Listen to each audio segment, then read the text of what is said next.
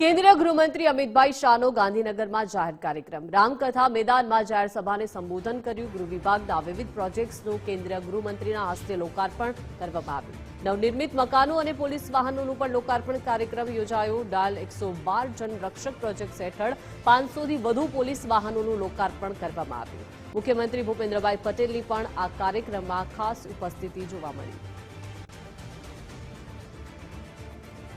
તો કેન્દ્રીય ગૃહમંત્રી અમિતભાઈ શાહ કે જેમણે ગાંધીનગરમાં એક જાહેર કાર્યક્રમનું આયોજન કર્યું, જેમાં રામકથા મેદાનમાં આ જાહેર સભાને સંબોધી હતી અને ગૃહ વિભાગના વિવિધ પ્રોજેક્ટ્સ વિકાસની ભેટ અર્પણ કરવામાં આવી છે। ખાસ કરીને નવનિર્મિત મકાનો, પોલીસ વાહનોનું પણ લોકાર્પણ કરવામાં આવ્યું છે।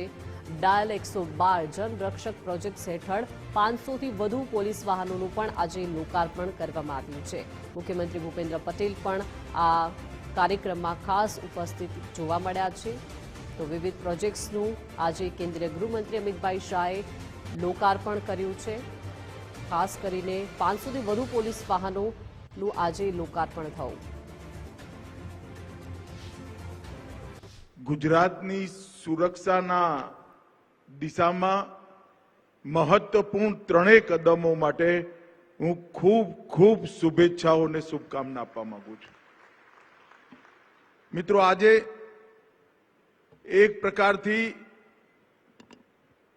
ગુજરાતની સુરક્ષા સુનિશ્ચિત કરવા માટે એક ઐતિહાસિક કદમ ભૂપેન્દ્રભાઈના નેતૃત્વમાં ગુજરાત સરકારના ગૃહ વિભાગે ઉઠાવ્યું છે। 250 દિવસથી વધુ કર્ફ્યુ અમદાવાદ શહેરમાં લાગ્યો હોય એવી ઘટનાઓ થઈ હતી અને એ જ ગુજરાત આજે મને કહેતા ગૌરવ થાય છે કે સમગ્ર દેશમાં કાયદો વ્યવસ્થા અને રાષ્ટ્રીય સુરક્ષામાં નંબર 1 પર પહોંચ્યો। એક સુશાસનથી પ્રેરિત નેતૃત્વ જો શાસનની ધુરા સંભાળે તો કેવા પ્રકારનું પરિવર્તન સંભવ બને, એનું શ્રેષ્ઠ ઉદાહરણ ગુજરાત છે।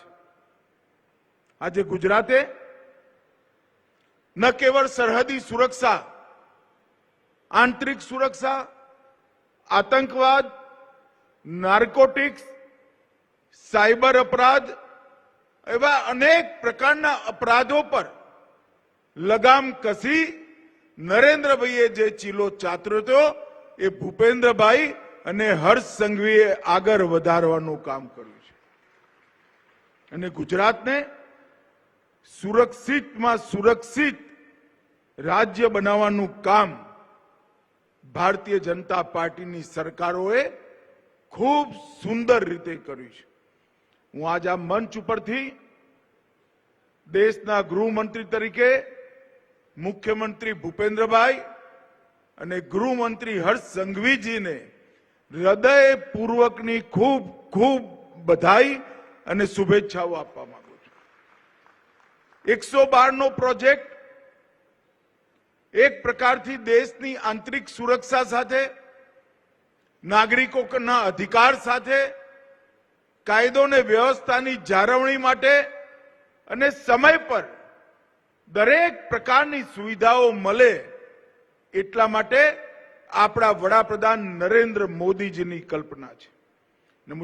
મને આનંદ છે કે આજે ગુજરાત ડાયલ 112 જનરક્ષક પ્રોજેક્ટના નકશા પર પોતાનું સ્થાન દર્જ કરાવી રહ્યું છે। અનેક પ્રકારના નંબરો, ટોલ ફ્રી નંબરો, એની માયાજાળમાંથી ગુજરાતની જનતા આજે મુક્ત થશે।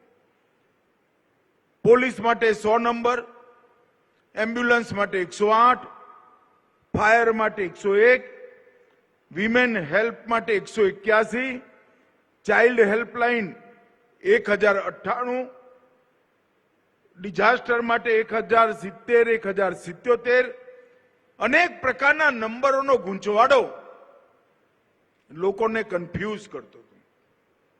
આજે કોઈ પણ પ્રકારની સુરક્ષા સાથે જોડાયેલી સેવા જોઈતી હોય, ચાહે ડિઝાસ્ટરની હોય, ચાહે ચાઇલ્ડ હેલ્પલાઇનની હોય, ચાહે વિમેન હેલ્પલાઇનની હોય, ફાયરની હોય, એમ્બ્યુલન્સની હોય કે પોલીસની સેવાઓની જરૂર, એક જ નંબર 112 ડાયલ કરવાથી બહુ ઓછા સમયમાં તમારી જોડે એ સેવાઓ ઉપલબ્ધ થઈ જશે. એક સોફિસ્ટિકેટેડ સોફ્ટવેરથી સંચાલિત અત્યંત આધુનિક કંટ્રોલ રૂમના માધ્યમથી આ બધી જ પ્રકારની સેવાઓનું સંકલન અને જીપીએસ થી લેસ આ વાહનો જે આપની સામે ઊભા છે એ વાહનો 108ની એમ્બ્યુલન્સની મોટી હારમાળા અને કોલરને પણ એનું લોકેશન શોધી નજીકમાં નજીકની એમ્બ્યુલન્સ અને પોલીસની ગાડી, ફાયર બ્રિગેડ સુધી સૂચના પહોંચાડવાની વૈજ્ઞાનિક વ્યવસ્થા એક પ્રકારથી ન્યૂ એજ સ્માર્ટ પોલીસિંગ સિસ્ટમની દિશામાં આજે એક મહત્વપૂર્ણ કદમ ગુજરાત સરકારે ઉઠાવ્યું.